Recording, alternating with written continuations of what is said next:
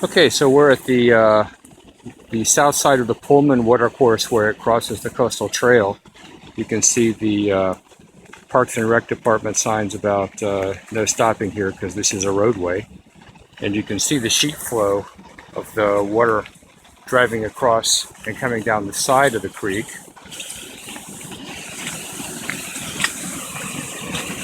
Right? And this is the flow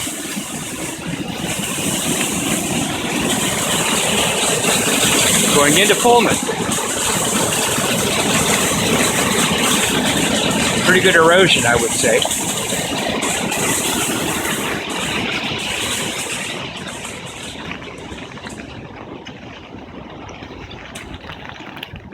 And here's the flow coming out from underneath